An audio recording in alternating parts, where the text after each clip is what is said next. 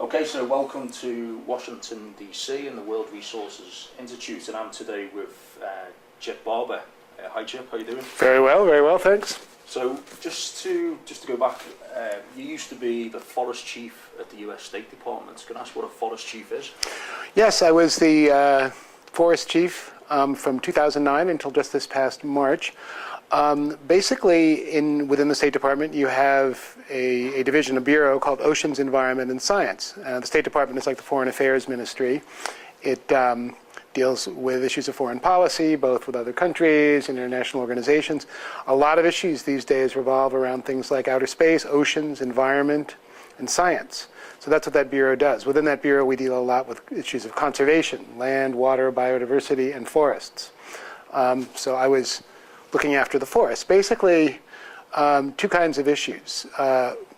Conservation issues, in that it's an objective of the United States to conserve and sustainably manage forests. That's a foreign policy objective, and work with other countries to do that. So that comes up in relations, what they call bilateral relations with one other country, like say us in Brazil or us in China. It comes up as it relates to cooperating around things ranging from species that cross boundaries, ecosystems, and things like that, to trade. A lot of issues come up around trade. I spent a lot of time working on issues related to illegal logging.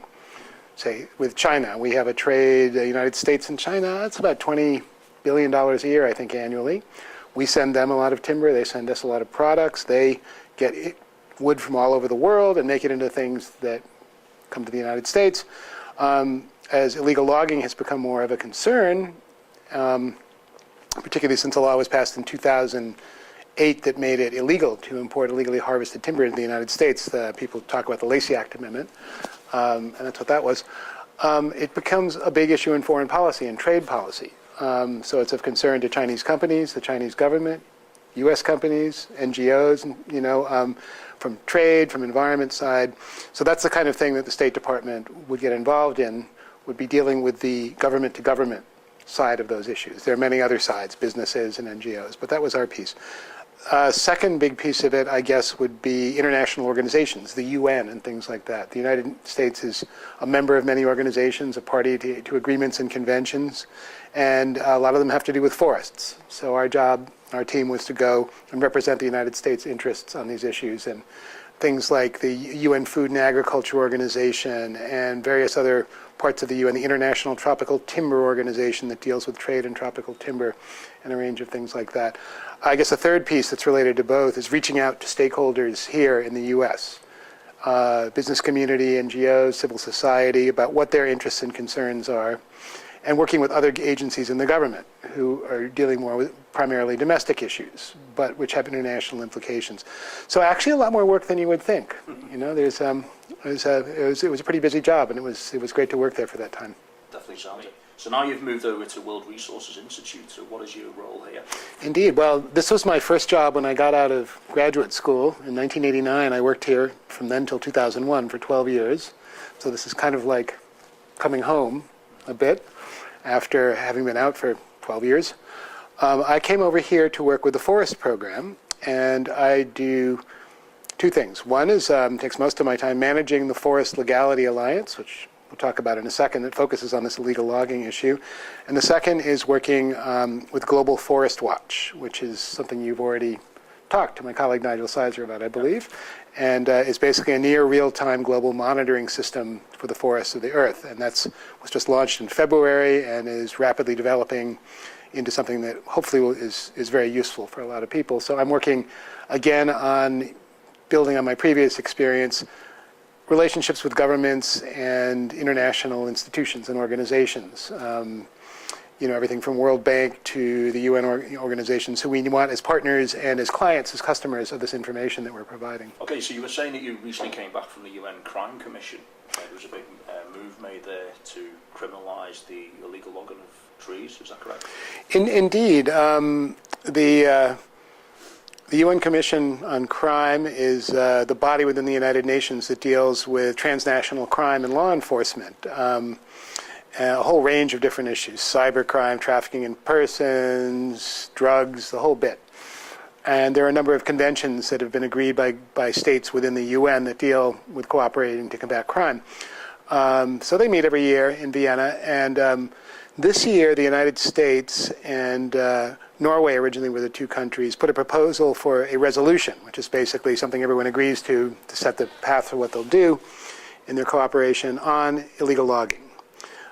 So I was not there as part of the US delegation. I wasn't with the State Department. My former colleagues were there, working very hard on this. And I went to do a side event with Interpol, which is a kind of international police cooperation organization, and the US State Department, and a few others. It was like a side event to talk about some of the key developments on illegal logging in support, basically, of this effort to get this resolution done. So that was on day one, on Monday. I was only there for that first day. It was very useful and interesting because these are people who deal with law enforcement issues. So that's one slice of the whole issue of forest management and illegal logging. But it's been raised there before, but the interest is very, very high right now. It's gotten much higher. And I was pleased to hear by the end of the week, a lot of negotiations. These things take a lot of time. Everyone wants to agree on every single word because you've agreed to it as a country, and everyone's got to agree together. And there are many, many countries around the table. They agreed to make this a serious crime within their definition of what happens there. And you'd have to refer to it exactly what it says, but it basically says everyone is going to take it seriously and there are going to be serious penalties for these things, for illegal logging. And it's interesting that this is, people thought of illegal logging when it began to be an issue as an aspect of deforestation issues as an environmental issue. We need to stop this as an environmental issue. Or maybe they thought about it a bit as a social issue, that it was, affecting people and causing conflict. It's now become something that's looked at as a transnational organized crime issue, and even in some places a security issue, where the proceeds of organized illegal logging going to organized gangs, even terrorists and things like that. So the law enforcement community, as opposed to thinking of it as a sort of a boutique issue, has woken up along with wildlife trafficking, another issue getting a lot of attention, to see these as issues that are certainly environmental issues, but are also core bread and butter issues for people whose job is to catch crooks. Basically. So for me, that's very interesting. It's not the whole solution. There are a lot of other economic and legal and political aspects of dealing with both stopping illegal logging and stopping deforestation in general. But the law enforcement community is important and powerful and has resources. And so having them at the table and having done this, and in the end, I think about 10 or 12 countries joined on as co-sponsors, including some of the countries of major concern about this issues like Russia and Indonesia and Peru, I believe, not only agreed to the text, but agreed to sign on as co-sponsors of it. So that's an encouraging development. It's one piece of the puzzle, but it's an important piece. That's fantastic news. So how does that, so if someone gets caught distributing illegally logged trees, what's the impact to them? Do they get put in jail? Or? It really depends on what the penalties are in individual countries. And in all these things, individual countries have not given up their rights to set their own legal systems and their own penalties. So if you get caught under the laws of the European Union versus the United States, different penalties, different procedures. There are countries where you may have some laws on the books, but they're not enforced very well. Often it's not what you have on the books in terms of penalties, it's do you actually enforce them. In other situations, there may be various forms of corruption where people can get out of this, whether police or prosecutors or things like this. We all know these, this goes on. So it really depends. But I think more and more the trend is for countries to recognize this as a problem, and those countries who are on the receiving end, like the United States, the European Union, and Australia, are three areas in particular who have put laws in place in the last 5 years that basically say to importers, you need to exercise what they call due care or due diligence about where you got this from. You can't just say you got it off a truck. You have to basically ask your suppliers, where did you get this? Is this legal? You need to basically show, in the European system, you need to demonstrate that. You actually have to have a demonstration of due diligence. There's a standard for this. In the United States, we don't have that. Under the Lacey Act Amendment, you don't have to prove anything to anybody. The burden of proof is on the United States government to make a case against you. But if the case is made against you, the penalties are quite severe. There can be time in prison, there can be fines, there can be strict liability liability forfeitures. That means that even though you didn't know it was illegal and you wouldn't have a reasonable belief that it was illegal, if it is illegal, it's possible you can still forfeit that product. So I think the idea behind the Lacey Act is to create an incentive for people who import and distribute wood from other jurisdictions to do that kind of due care. Sure. So that's basically the idea. And there's a lot of information available about this out there for those who are interested. So the World Resources Institute is a founding member of the Forest Legality Alliance. So we've just had this 2-day conference in DC. Could you explain what the alliance is about? Sure. Well, when this Lacey Act amendment was passed in 2008, which basically changed the legal landscape, it meant that, as I said, that you could get in trouble if you were importing illegal timber, and the government could make a case against you that it was illegal, and if you knew it was illegal and imported it anyway, a criminal case, a felony. So there was a lot of concern about what this meant and how do we deal with this. And now the coalition who passed this amendment was an interesting coalition of people in business who felt that illegal timber was undercutting their legal business, and environmentalists who recognized illegal logging as often the spear point for deforestation that goes into the forest and does that. And they came together to get Congress to basically pass this amendment. So this Forest Legality Alliance, which is funded by the U.S. Agency for International Development, which is also a partner with us and the Environmental Investigation Agency, which is another NGO, it does a lot of good work, sort of advocacy, investigative work on illegal logging around the world, and we're very key in pushing this amendment. We brought them together to create this alliance, to create a forum that would do a couple of things. A place like we did the last 2 days to exchange new information and ideas. We had a lot of updates from government, from the private sector, from investigative and advocacy NGOs, from service providers who basically provide services to the private sector who are trying to become more legal and sustainable in their forest products industry. So that's one function. A second was to do more in-depth case studies to basically show the feasibility and practicality of complying with legality requirements, that this can be done. There are people out there doing it. We've done it with people like Taylor Guitar, Staples, a number of things, and you can find a lot of that on our website. It's forestlegality.org. Pretty easy, forestlegality.org. A third thing has been to catalyze new technologies to assist in tracking wood products and also pulp and paper through the chain of custody from the place it's harvested to where it goes. So there are DNA techniques, there are sort of wood anatomy techniques, kind of like facial recognition stuff you'd see on CSI. Where, there are a variety of techniques for identifying both the species, the origin of particular pieces of wood, and then there are a lot of technologies for tracking it, tagging technologies, which you're well familiar with, and various things, barcoding to follow stuff from where it was cut to where it goes to make sure it's the same thing.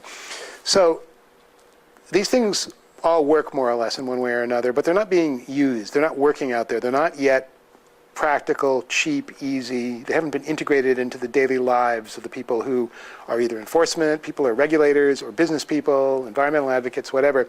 So part of our idea with this alliance is to try to catalyze these innovations and then try to find ways to bring them down to the level where people can use them, where they're cheap and easy and practical. So your customs officers, your supply chain managers in companies, your investigative NGOs, will be able to use these to establish the facts on the ground.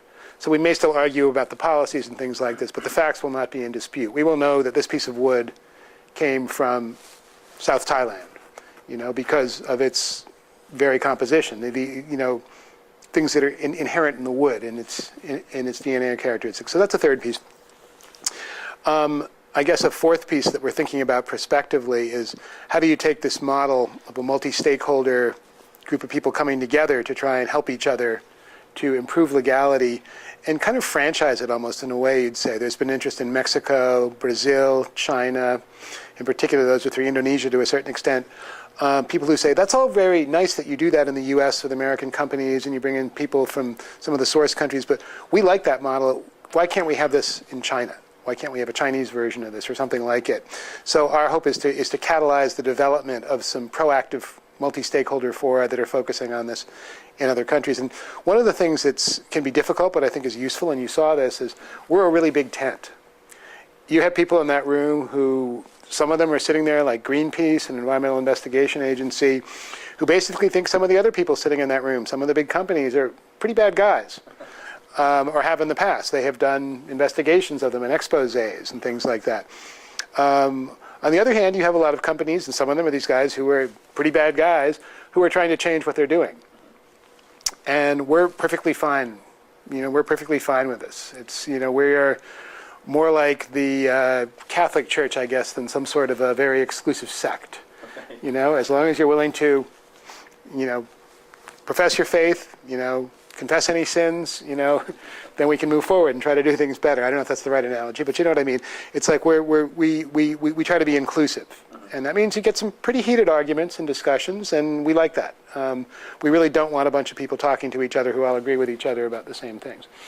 And so we're moving forward with that. And it's possible to become a member. We have over 90 members now. They range from musical instrument companies like Martin & Taylor, to big companies like Staples and IKEA, to NGOs, a whole variety of them, as I said, to service providers who are for-profit providers of, some of these technology companies working in DNA and things like that. So anyone who's interested, all the information is on the website there. If you're interested in, applying and becoming a member, participating in our meetings, or you can just look at the website. Fantastic. Okay. So just I guess in closing, you mentioned before that you started out in, was it 1989? You started to get involved in forestry. Yeah. When you look back over those years, how do you think things have changed, and where do you see it going in the future? Well, it's interesting. When I was a college student, I was a backpacker, and I went through Asia for about 10 months, I guess, and I traveled through a good bit of Sumatra in Indonesia, where I ended up doing my doctoral work and living for some years after that as well. And whole swaths of Sumatra that I traveled through is, fall of 1978, I guess it was, were absolutely just forest everywhere. You could look. And I've gone back to those areas over the years, doing my research there, and then having worked on and off in Indonesia for many years.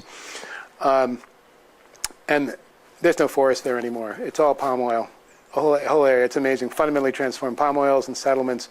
So you've seen what used to be the idea of the forest frontier and then things eating into it. In much of that part of the world anyway, it's now a patchwork mosaic. You've got a few refuges or protected areas. This is really about how do you balance agriculture and other kinds of human development with trying to hang on to the last bits of forest. It's a lot of places have run out of the easy choices. There's still some places with high forest cover. So we're really looking at a very different situation than there was, in the, say 20 years ago in a lot of parts of the world. Other places are further down that track. I mean, the Philippines, where I lived for some time, did this all back in the late 1960s. They cut most of the forest down. Other countries now, like Gabon, we were hearing about earlier, today are still 85% forest cover, and they've got some choices left to make, and hopefully they'll learn from some of the other places and make the right choices. In terms of trends, I think this, the role of forests as it relates to climate change, that you find countries like Indonesia being usually cited as the third largest emitter of greenhouse gases, and 85% of that, I believe, comes from forest and land use change, not from fossil fuels and other things like that. Brazil is usually fourth for the same reason, I think. The focus on forests because of climate change, has provided a lot more political focus on it. But on the other hand, it also means that forests are being looked at to a certain extent only as they fit in with carbon dioxide, and that doesn't necessarily value all of the values of forests. But there's been a lot more attention to forests in the last 6 or 7 years because of that issue. The illegal logging issue and this connection to crime and conflict, I think that has made a difference too. And the third big thing is politically, many countries which are of great concern for forests have decentralized their governments and their forest management. Indonesia, the Philippines, Peru, Brazil would be some examples of places where you've had this decentralization both to local government units, and you've had more recognition, at least in some countries, of ownership by local communities, indigenous peoples, and things like that. So the locus of where you need to work with forest management has moved to a certain extent from the central capital of a country down to the level of provinces, districts, and even local communities in a lot of places, things like that. So those would be kind of the three big things I think have changed, in addition to this overall fact that we need to feed 9 billion people, 3 billion more, most people say, in a mostly urbanized world by 2050. We have 2 billion hectares on the planet of degraded forest lands. We need to find ways to use those to produce more food. You know, we're not going to be producing less palm oil. We're going to be producing more of it. We've got to. There's going to be more soybeans. There's going to be more rice. There's going to be more of everything. We need to do that in places that will not destroy what's left of the natural forest. And that is possible to do. We can raise productivity. A lot of it are basically socioeconomic and land use planning issues. It's not about our technical capacity to do these things. So we need to get our act together and stop deforestation. I like it. So what is your vision for the future, or your hope for the future, I should say? Well, my hope is, I think the focus on, that we're seeing a bit more focus on the productive restoration of degraded forest lands. Because, you know, we're running out of space, you know, basically. And where are we going to grow all this food? Where are we going to put these extra 3 billion people? If you're saying let's not put them in what's left of the rainforests and the great boreal forests and things like that, where are we going to put them? You know, we have to make use of those lands. And that doesn't mean restoring them all to pristine natural ecosystems. We might want to use a lot of them for very intensive agriculture, as opposed to cutting down more forests to do that. Some of them we do need to restore. I mean, we need them for water and food security, all a range of things that natural ecosystems provide all these services that allow us to do agriculture and support cities too. Most people now live in cities. But if, you know, cities are very dependent on the watersheds around them and the, you know, flooding. Anyone who's been in any Southeast Asian cities knows how terrible flooding has gotten in the last 20 years because of the screwing up of the whole water systems around them, which has a lot to do with deforestation and bad land use decisions. That can be fixed. There's enough slack out there in the surface of the earth that we can do that with the kinds of technologies if we really get our act together. The big monkey wrench in the whole thing, of course, is climate change. That, you know, we're seeing whole species moving, ecosystems moving. We're seeing changes we don't know how to really deal with. But again, you know, saving natural forests saves options for us. It increases our resilience, basically the ability of forest ecosystems to withstand storms. Look at mangroves, places where when the tsunami hit Indonesia in say 2004, it was the areas where they still had intact mangroves stayed in pretty good shape. The areas where the mangroves had been cut down were absolutely destroyed. Everybody was killed. There's pretty good evidence of this, you know. So this is not just abstract values. These are people's lives. These are, you know, these are billions of dollars. So keeping our natural systems, including all the forests, of course, in healthy is a way to keep ourselves resilient for a future that, frankly, I don't think anyone can predict. I mean, we know things are changing pretty fast. So that's the not so hopeful part of it. Okay. Well, listen, on behalf of myself and my family, I'd like to thank you for devoting your career to what you do. Just really appreciate it. Well, and the same to you. Cheers, mate. Thank you. Thanks.